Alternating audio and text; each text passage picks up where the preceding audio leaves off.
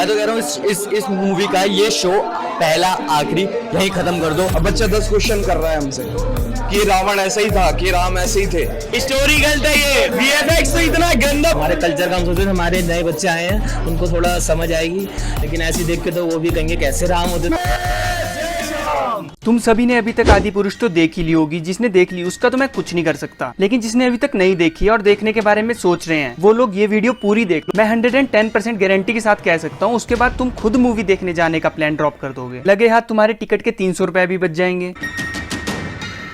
तो सबसे पहले तो मैं तुम्हें इस मूवी के कैरेक्टर्स के बारे में बता देता हूँ। वैसे तो इस मूवी में काफी सारे कैरेक्टर्स हैं, लेकिन मेन जो कैरेक्टर है वो है राम जी का, जो दिया गया है प्रभास को, लेकिन मूवी में नाम दिया गया है राघव। इसके बाद जो मेन कैरेक्टर है वो है माता सीता का, जो दिया गया है कीर्ति सनन को। कीर्ति सनन जो माता सीता का रोल निभा रही है, उसको इस मूवी में इतना ज्यादा मॉडर्न कर दिया गया है ना कि तुम्हारे मन से गालियां निकलेगी अगर तुम इस मूवी को देखोगे। हनुमान जी का कैरेक्टर कौन सा मौलाना निभा रहा है मुझे नहीं पता। उसके बाद रावण का कैरेक्टर दिया गया है सैफ अली खान को, जो की इस मूवी का सबसे घटिया डिसीजन था। मेघनाथ का कैरेक्टर कौन से टैटू आर्टिस्ट को दिया गया है मुझे नहीं पता। इस पूरी मूवी में किसी के भी डायलॉग ढंग से नहीं है। हनुमान जी पूरी मूवी में 10 से 15 बार बोले होंगे, सीता जी 10 से 15 बार बोली होंगी, राम जी तो ऐसे बात कर रहे थे जैसे इस मूवी के विलन ही वो हो। इस मूवी में सबसे बढ़ा चढ़ाकर किसी कैरेक्टर को दिखाया गया है तो वो है रावण। पूरी मूवी में सबसे ज्यादा डायलॉग्स उसके है, सबसे ज्यादा चीजें उसके साथ हो रही है। रावण को गिटार बजाते हुए दिखा दिया, रावण को सांपों पे सोता हुआ दिखा दिया, रावण को वाइन पीता हुआ दिखा दिया, रावण को अपने ही चमगादड़ को मांस डालते हुए भी दिखा दिया। अगर मैं इस मूवी के रेटिंग्स के बारे में बात करूं तो 600 करोड़ में बनी इस मूवी की IMDb रेटिंग है 2.7। ये भी वो लोग हैं जो रामायण को जर्मनी में बैठे कुछ लोगों की तरह फेक बताते हैं। वहीं 1992 में बनी Ramayana the legend of prince Rama की IMDb रेटिंग है 9.2, जबकि ये एक एनिमेटेड मूवी है जिसका डायरेक्टर भी एक जापानीज था, लेकिन फिर भी उसने इस बात का पूरा ध्यान रखा था कि उसकी मूवी से किसी के भी सेंटिमेंट्स हर्ट ना हो। और वहीं आदि पुरुष बनाते समय हमारे इंडियन डायरेक्टर ओम रावत जी ने भी इस बात का अच्छे से ध्यान रखा है कि कहीं किसी के भी सेंटिमेंट्स हर्ट होने से रह ना जाए। इस मूवी के कुछ एक डायलॉग्स थे,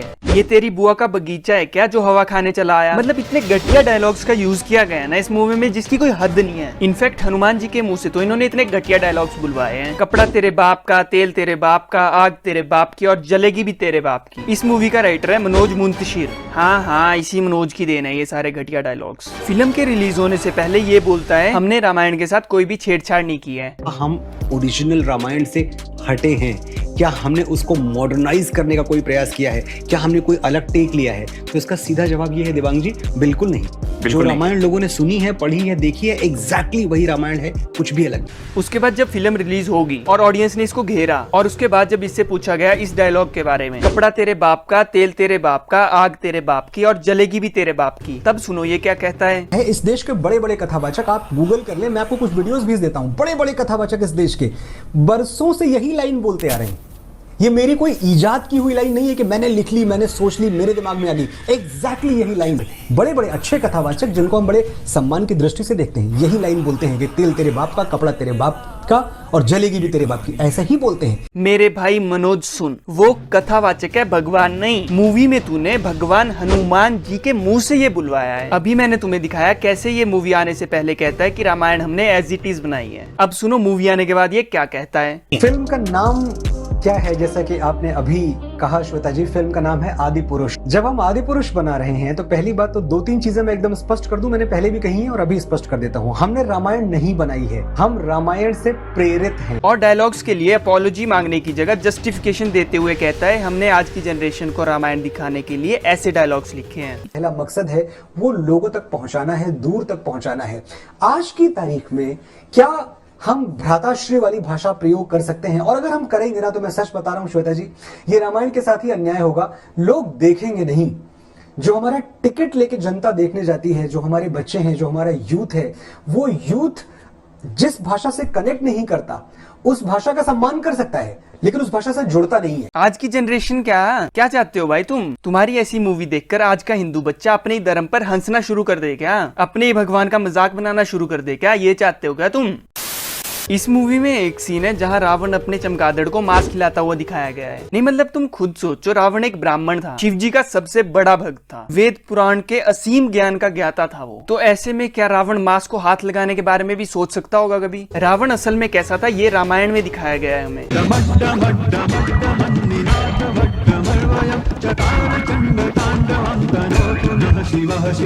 हम सबको पता है कि रावण की लंका सोने की थी, लेकिन इन्होंने अपनी मूवी में सोने की लंका को भी कोयले की खदान दिखा दिया। जैसा ड्रामा राइटर ने मूवी के रिलीज होने से पहले किया था, वैसा ही कुछ सिमिलर सा मूवी के डायरेक्टर ने भी किया, ये बोल के थिएटर में एक सीट हनुमान जी के लिए भी रखी जाएगी। सब लोगों को एक रिक्वेस्ट है कि हमारे हनुमान जी के लिए आदि पुरुष के हर शो में एक सीट आप खाली रखें।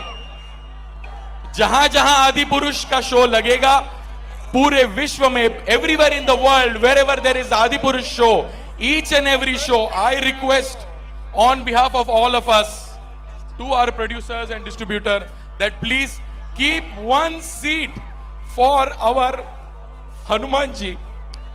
He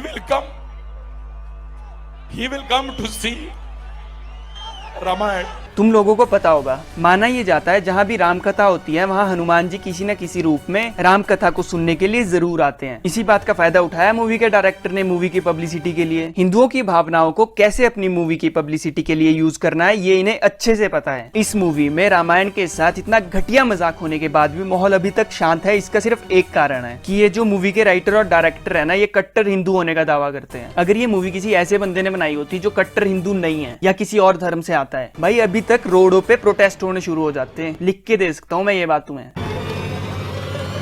रामायण के डायरेक्टर श्री रामानंद सागर के साथ साथ रामायण के मेन कैरेक्टर जिन्होंने रामायण में राम, लक्ष्मण और सीता जी का रोल निभाया है, उन सभी ने आदि पुरुष को रामायण के साथ किया गया एक भद्दा मजाक बताया है। देखो, या तो मूवी का राइटर और डायरेक्टर एक मास्टरपीस बनाना चाहते थे, ये चाहते थे RRR और बाहुबली मूवी के जैसे लोग इस मूवी को भी याद रखें, या तो फिर इन्हें ऑलरेडी पता था मूवी के बाद कंट्रोवर्सी होगी, इसलिए इन्होंने पहले ही मूवी के कैरेक्टर्स के नाम के साथ छेड़छाड़ कर रखी है। जैसे कि राम जी को राघव, सीता जी को जानकी, रावण को लंकेश, हनुमान जी को बजरंग, ताकि अगर इनके अगेंस्ट कोई कोर्ट केस हो भी तो भी वहां ये सीधा कह सके कि हमने तो रामायण बनाई नहीं है, हमने तो आदि पुरुष बनाई है, हम तो वहां से इंस्पायर हुए हैं, हमने तो राम का नाम यूज नहीं किया पूरी मूवी में कहीं। देखो, अगर तुम ये मूवी देखने की सोच रहे हो ना, तो सच कह रहा हूँ मत जाना। अगर तुम्हें रामायण देखनी ही है तो वो तो वैसे भी यूट्यूब पर अवेलेबल है, और अगर बाय चांस तुम्हारे पास टाइम नहीं है और तुम चाहते हो कि 3 घंटे में तुम रामायण देख लो, तो रामायण चित्र लिखकर यूट्यूब पर सर्च करना, वहां तुम्हें इसी रामायण की छोटे फॉर्मेट में 3 घंटे में पूरी मूवी देखने को मिलेगी। या तो फिर 1993 में रिलीज हुई Ramayana the legend of prince Rama देख लेना। इन दोनों में से कोई भी देखो, वो तुम्हारी इच्छा है, लेकिन गलती से भी आदि पुरुष मत देख लेना। तुम्हें घिन आएगी खुद से कि तुम क्यों आए इस मूवी को देखने। अगर तुम मेरी बात से एग्री करते हो ना, तो नीचे जय श्री राम जरूर लिखना कमेंट में। मैं सही में जानना चाहता हूँ कितने लोग मेरी बात से एग्री करते हैं। भाई मेरे गले की ऐसी तैसी होगी इस वीडियो को शूट करते करते। तो ठीक है, फिर आज की इस वीडियो में बस इतना ही। मिलते हैं एक और नई इंटरेस्टिंग वीडियो के साथ, तब तक के लिए तुम्हें ढेर सारा प्यार। Good bye.